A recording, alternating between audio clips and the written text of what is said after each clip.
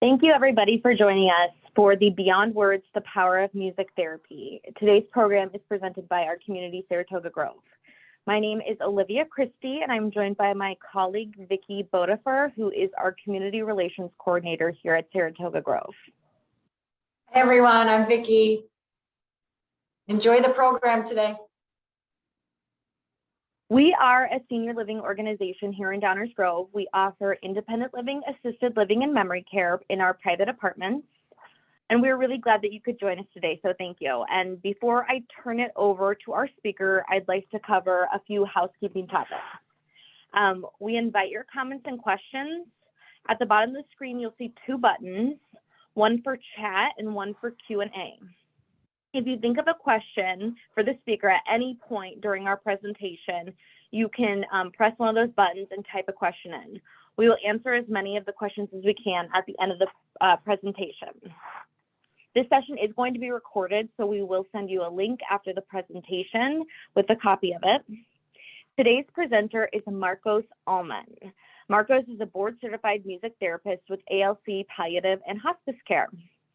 Today, Marcos will help us learn about the different types of music therapy and how they can be used. And at the end of the presentation, he'll guide us through a live demonstration. So with that, I will hand it off to you, Marcos. Thank you very much, Olivia. Let me share this screen real quick. There we go. Hello, everybody. My name is Marcos Ahlman, and as Olivia said, I'm a music therapist with ALC. Just to start off, I'm sorry, I had some technical difficulties, so I had to do this presentation in one of the assisted living facilities in a friend's office. So you may hear some stuff in the background, but it's cool. We're gonna make it work. So yeah, I'm a music therapist with ALC, and I'm gonna be primarily speaking about music therapy in a hospice setting, which is what I am doing right now. ALC stands for A Loving Company, and it is an awesome company that I've been with for the last probably like 5 months. Before then, which is, I'm gonna get into, oh, there we go. Okay, so yeah, for a little context, a little bit about me is I studied at Illinois State University.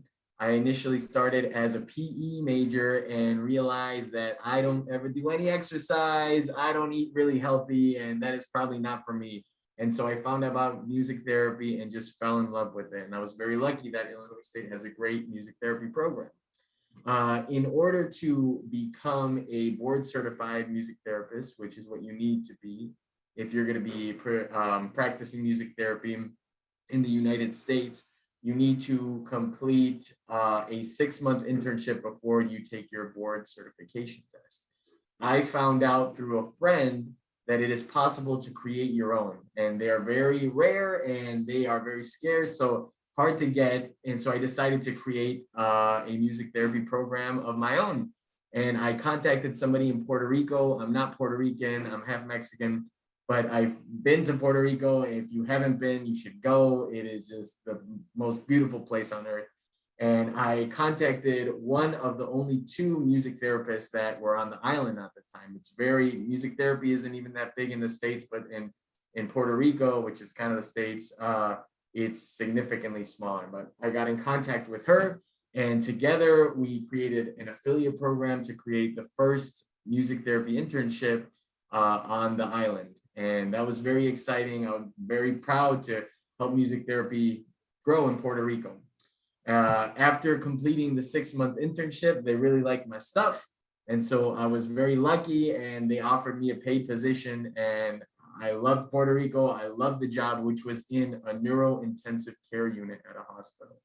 And so I decided to start working there. And I spent the last 3 years of my life in there, moved back to Chicago in, let's see, what was it? It was about like September. And now it's all cold and horrible outside, and I don't know what I did. Whatever, here I am. In addition to that, I started another music therapy program in a sister hospital called Imagery, and that was in a rehab setting. And so that was with people who were recovering from a stroke or just had a knee surgery injury, and more sort of working alongside the physical therapist and the occupational therapist. So again, this presentation is going to focus a little bit more on hospice, but I can speak about my experience in the hospital as well. I also have some experience working with children with autism. And so speaking about music therapy in a hospice setting is a lot different than in any other setting, because as a therapist, you're generally trying to improve things. When I was at the hospital, we would be working on improving speech for a patient that just had stroke, trying to recover mobility for somebody that just had surgery. And so you're more working on increasing something. When you're in hospice, we know where things are going, and we're just more so focusing on maintaining and an emphasis on comfort. Comfort, comfort, comfort, that's number one. And so we provide emotional, spiritual, and physical care for patients stemming from a terminal diagnosis. And we also provide bereavement support for the patient and their families.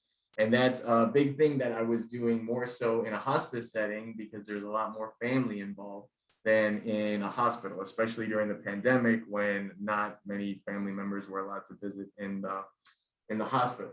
So I'll talk about some interventions that we also do for the family support, but generally it's been something that, you know, has been super positive. They don't seem to expect this kind of a service, and they're always very pleasantly surprised, and it's just great for everybody. When we're talking about music therapy, it's important to first have a definition of it, because you're just like, it's just this guy that comes in with the guitar and it's la-di-da-da-da. And it is entertaining, but it's not entertainment at its core. So the Music Therapy Association defines with the following: the clinical and evidence-based use of music interventions to accomplish individualized goals within a therapeutic relationship by a credentialed professional who has completed an approved music therapy program, which is me. And so the emphasis on this, I don't know if you can see my mouse, is evidence-based. So the interventions that we use are not just things that we have a feeling that might be nice, but it's something that has been scientifically proven through research that it works for pain management, for decreasing anxiety, for promoting self-expression. All these interventions that we use are based in science, and that's the reason we use them. And that's why it distinguishes a music therapist from just an entertainer, somebody that comes in. Let's see. And so why not just put a CD player? Who even uses CD players anymore? Just like put an iPad in the room and play some Spotify. Well, the difference is that studies have shown that live music provides more physical and comfort, or decreases stress and provides more comfort than recorded music. And this has been shown through studies, and not only studies, but I've observed it firsthand, because you just go into a patient's room and the radio's going, it could be playing the same song as I'm about to sing, but it just has a complete different reaction in the patient when they know that somebody, the live music is there, and they can feel more of a personal connection within the therapist. And so it's just kind of day and night if you're playing just a record. It's not that recorded music doesn't do anything. I'm not going to say that at all, but it is significantly different than having somebody playing some live music there. And we use different elements of music as we're observing the patient that you can't do with live music. You have to I'm going to talk about rhythmic entrainment in another slide, and that'll make a little bit more sense. So yeah, patients react differently to live music versus recorded music. Benefits of implementing music therapy. Studies have shown that music therapy improves quality of life, increases patient and family satisfaction with the facility and service that provides the music therapy, reduces need for pharmaceutical interventions. And so that's a big reason why ALC, the company that I'm working for, hired me, is because a lot of the families were looking for a music therapist and were kind of turning down ALC, even though they had everything else was great about them. They wanted a music therapist to complete it, and everybody has been super satisfied. We've got great reviews with the music therapist, and and so for reducing the need for drugs, a lot of the patients that we have, not saying that medication is super necessary and it's fantastic, it really helps, but sometimes you have unwanted side effects from it, and the patient becomes really groggy or just is not really themselves. And with music therapy, you really don't have any of those unwanted side effects you have when you're using, the drugs that really seem to slow them down. When we're talking about music therapy in a hospice setting, these are a handful of the goal areas that we focus on. So we have goal areas and we focus on the general goal, and then we have within that an individualized goal. So if you're talking about respiratory issues, you can just say overall we're trying to decrease respiratory rate, but then when you're getting more specific to it, you kind of try to put how many beats per minute the patient is at this much, we want them at this much, or if it's very low, we want to increase it. So pain is a big one. I'm dealing with that daily. Anxiety, also, all of these I'm dealing with daily. Respiratory issues, depression, promoting spiritual support, which is something that, when I started music therapy, I wasn't very much interested in that. But after working, especially in Puerto Rico, where just about everybody or a lot more people are very religious on that island than compared to here. And I can see that it has a very real effect, and that not only talking about it, but music combined with this, spiritual support has a whole different other level. Emotional support, family support, patient mood, isolation, sensory stimulation. It's very sad to see a lot of the patients, you go into their room and maybe they have The Price is Right, the Family Feud that's just been going on loop for about 6 hours. And to provide a different stimulation from somebody that's not able to leave their room, who has just been in there in a quiet environment, and to provide some beautiful music and some conversation, it just kind of improves the quality of life drastically.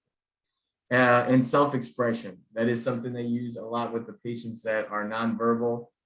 This was a big one that I had when I was working with children with autism, where you guys, as you may know, children with autism have a hard time expressing their emotions, making eye contact. And when you give them a drum, they can just kind of unleash all of that and they feel a lot better after it.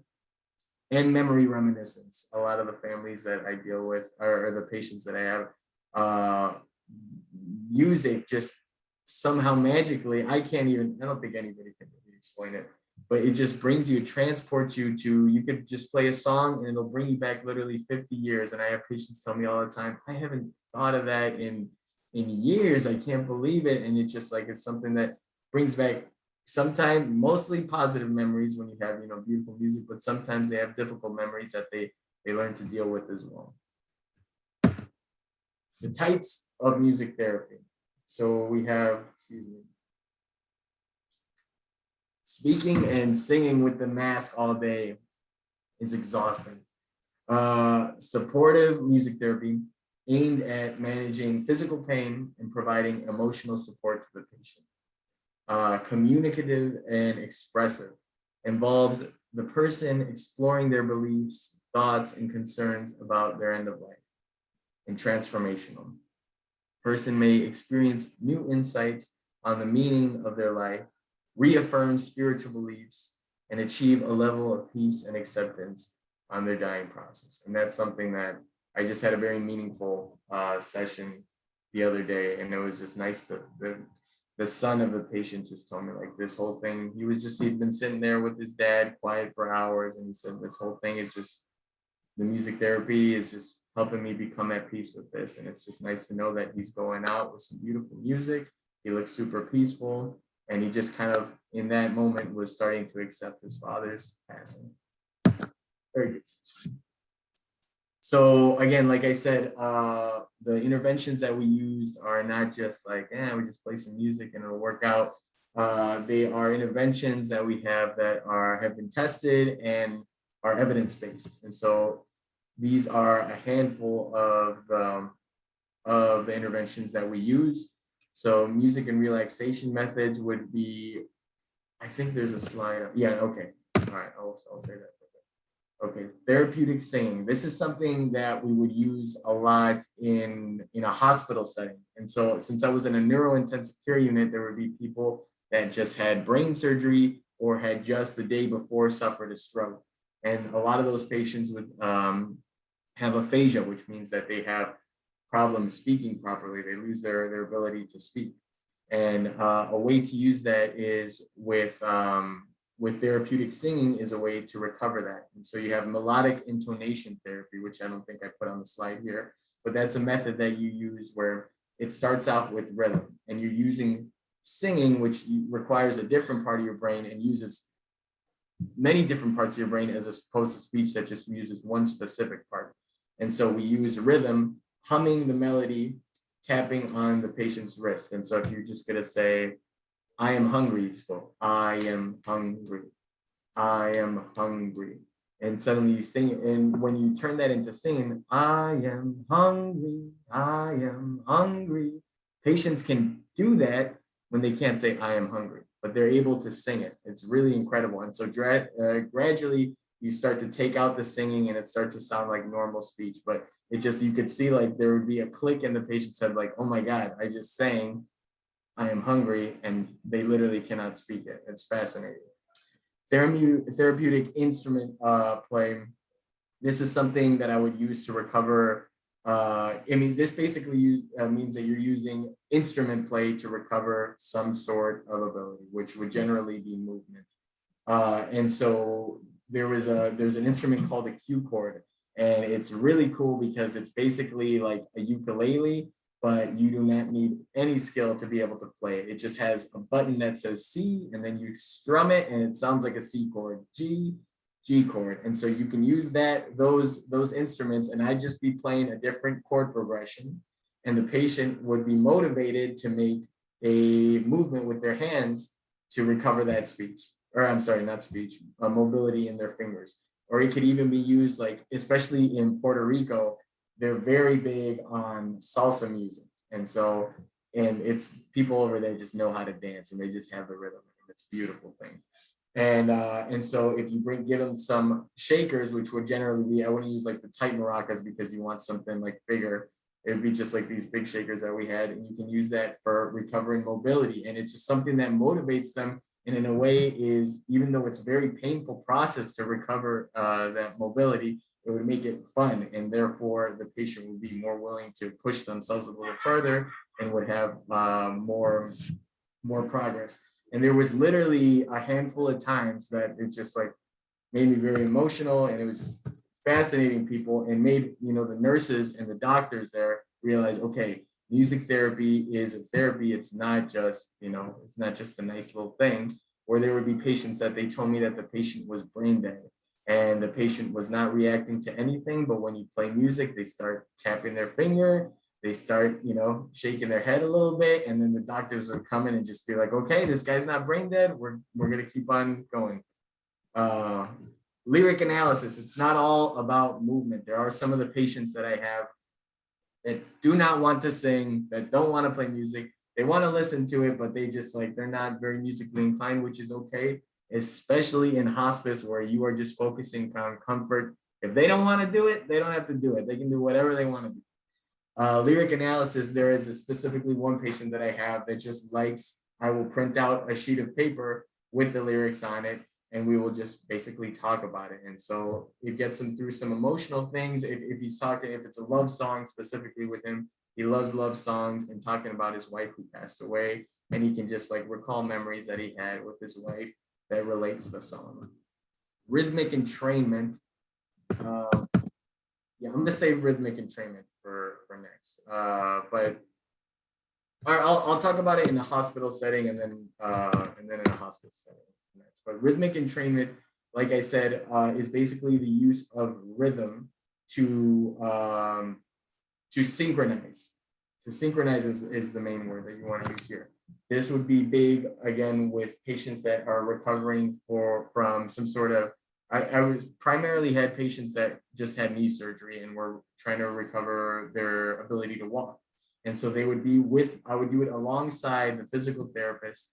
They would be at the bars where they're holding themselves up and trying to get their gait to a normal pace. And if you find yourself like listening to music on your AirPods or your headphones while you're walking, you kind of will notice that you tend to synchronize your pace with the beat of the music. And that's called rhythmic entrainment. That's just something that our brains just naturally do.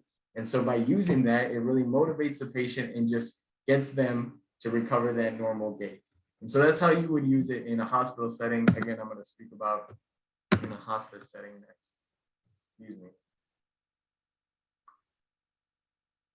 Music assisted reminiscence, like I said before, patients just unlock these memories that they haven't had for years. You play some, when I was playing Christmas music in December, I heard so many beautiful memories about Christmas time that you had. And these patients would just say, I haven't thought about this in years. I can't believe it. It would make them so happy to just think about their families, their loved ones, singing the song with their friends. And, sorry, there you go. Guided imagery, I'm going to save that for the end because I was going to do a live, I'm primarily a pianist. I also play guitar, but piano is my main instrument.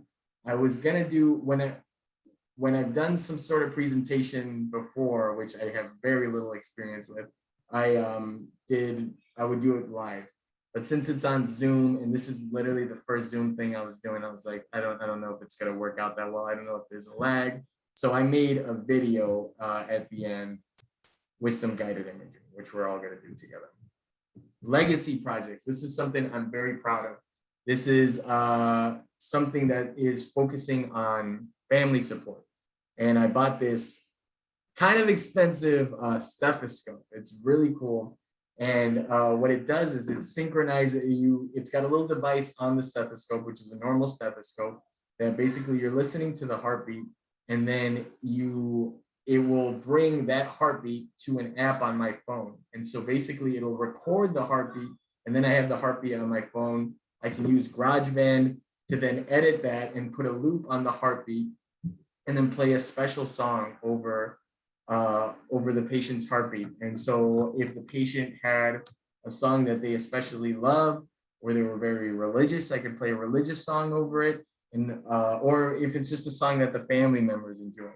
And I will edit it. It takes a while, but you edit it, and then you can send it to the family once the patient has passed away. And I've had some patients' family contact me and say, like, this just like, I've missed them so much. And I just every night listen to this recording of their heartbeat and you playing just some instrumental music over it, and it just brings me peace. And so this is something that, we continue with the families after the patient has died.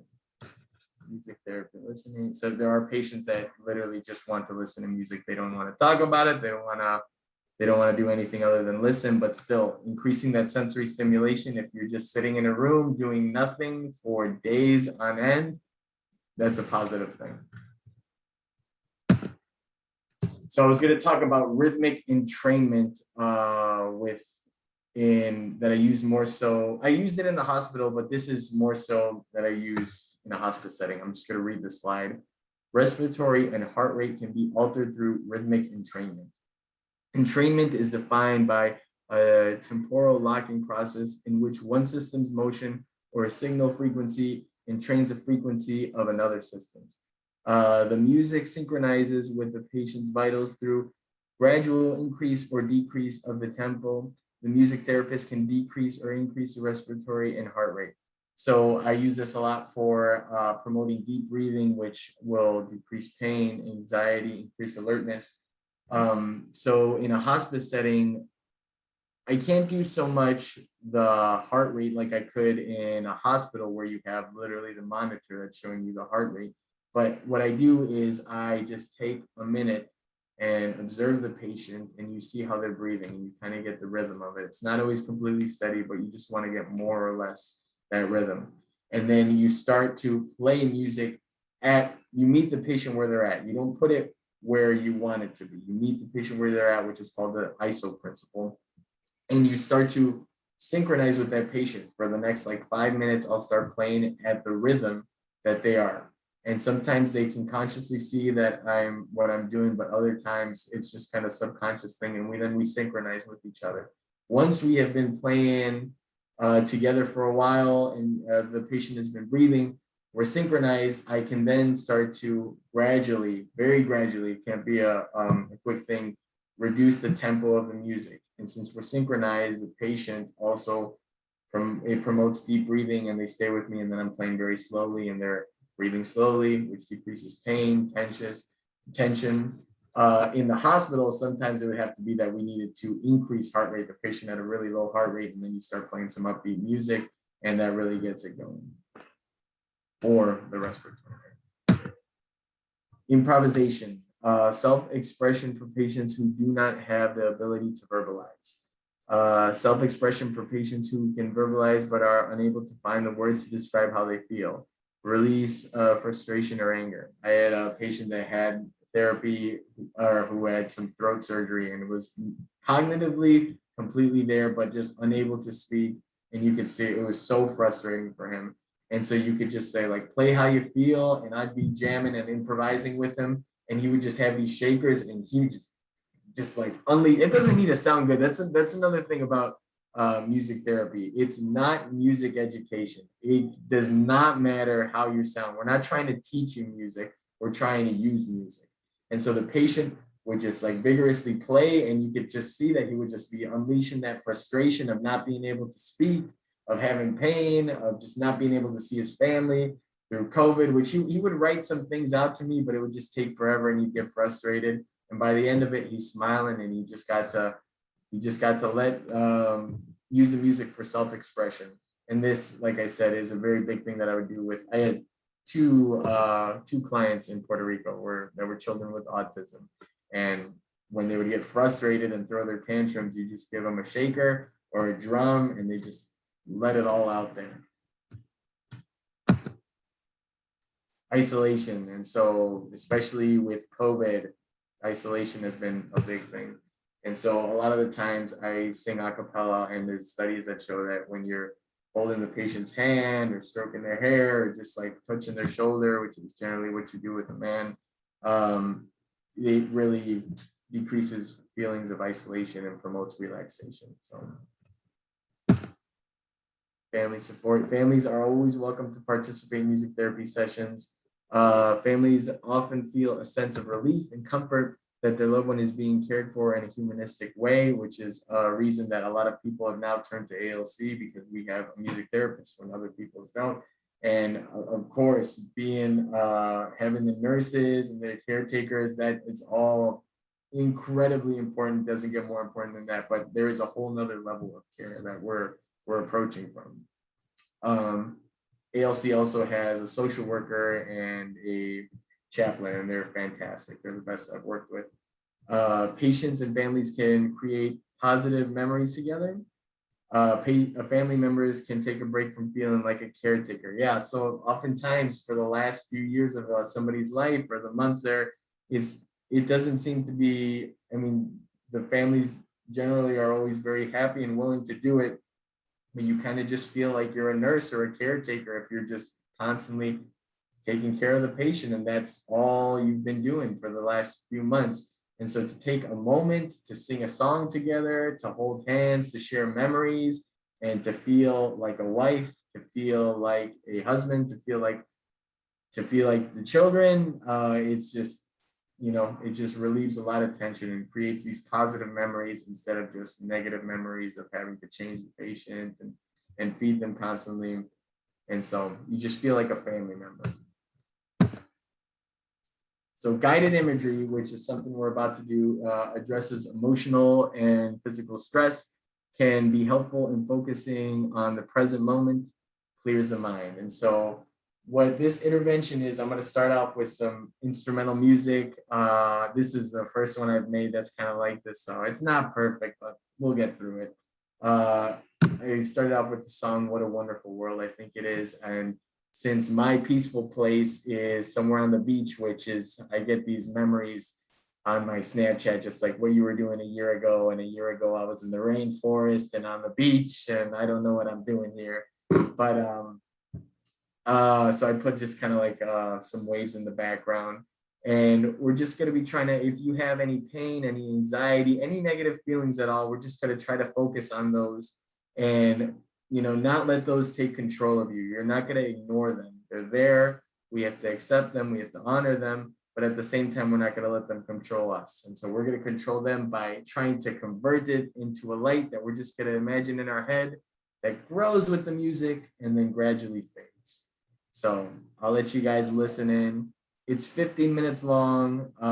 If you want to listen to the whole thing, you can, or whoever's in charge of the video can cut it if they want at any point. But yeah, thank you so much for letting me present and enjoy the video.